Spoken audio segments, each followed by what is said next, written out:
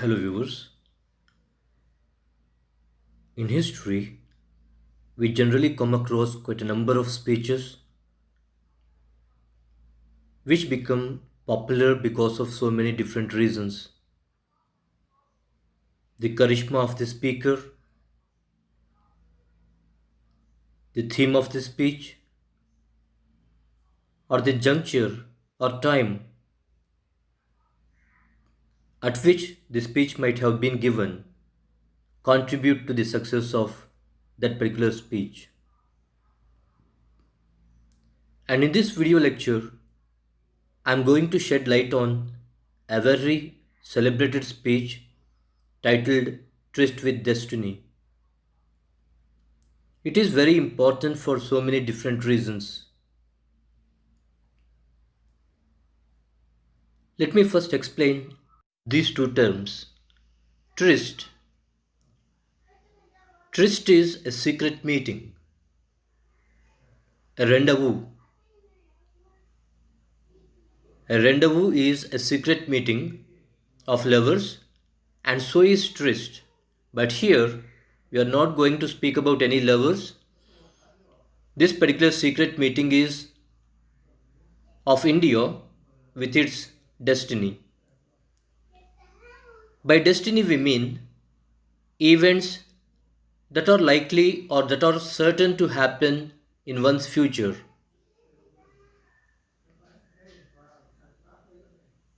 The writ,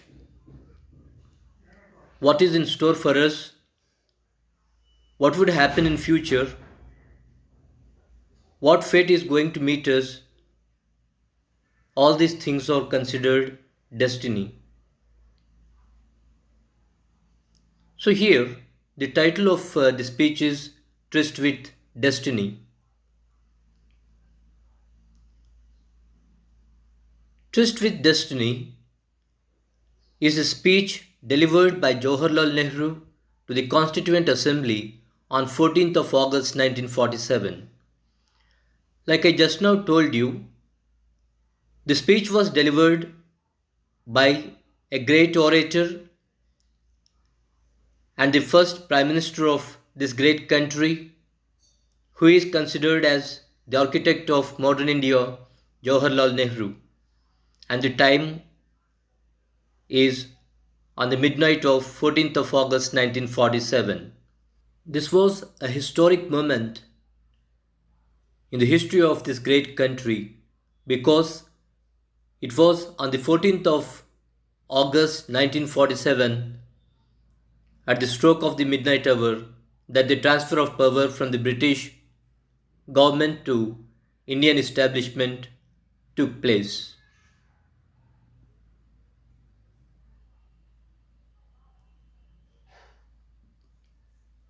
This is a very important point that we find in this particular speech. In the opening sentences, Jawaharlal Nehru tells us that at the stroke of the midnight hour, when the whole world sleeps, India will awake to life and freedom.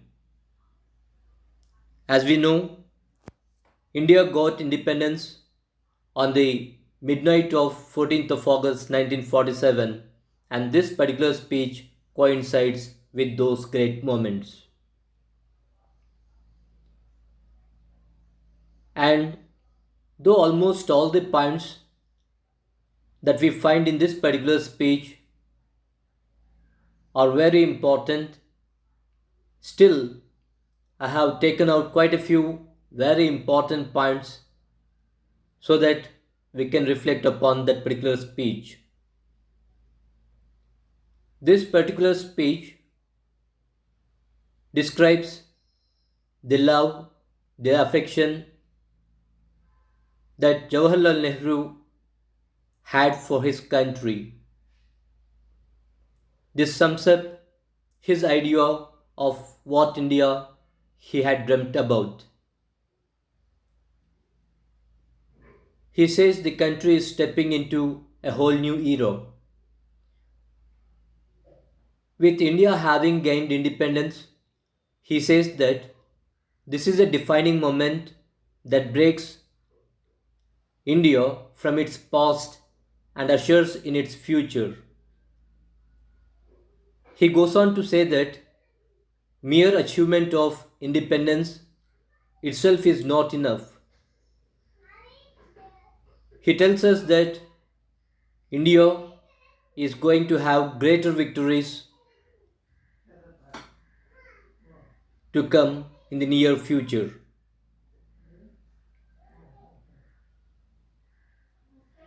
After having told his fellow Indians that the problems of India are over and India was going to usher into a very vibrant future, he cautions his fellow men.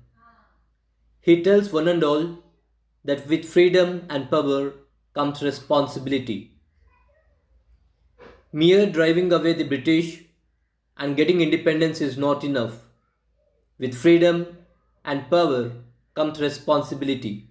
And he questions the people if they are ready to feel responsible and stand up to the occasion.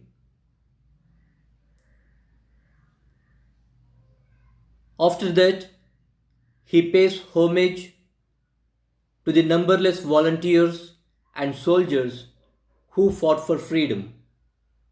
He tells us that a large number of men and women fought with the British. They had only one aim, one dream, and that was to make India free.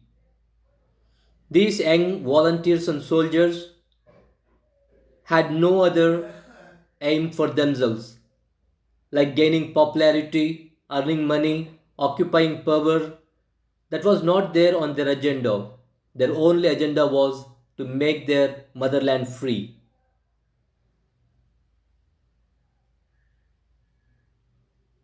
And Nehru tells us that freedom is not for any privileged section of the country. Freedom is for all sections of Indians, regardless of their religion, caste, creed, language, region. Setting aside all these differences, all Indians will enjoy the same kind of freedom. Peasants and workers will also be partners for this particular freedom that India has got.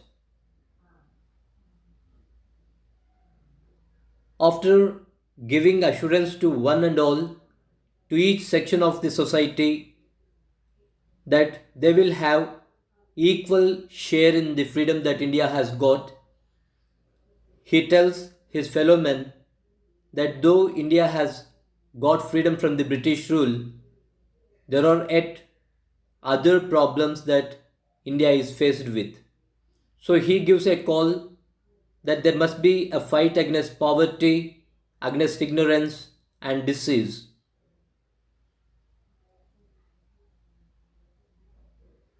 That is, mere gaining independence from the British rule is not enough.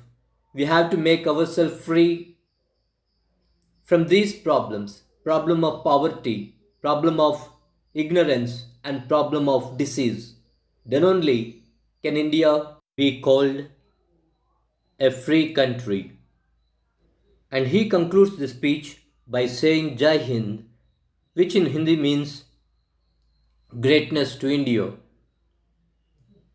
So this particular speech is very important because of the personality that delivered it, as also the time at which this particular speech was delivered. Thank you.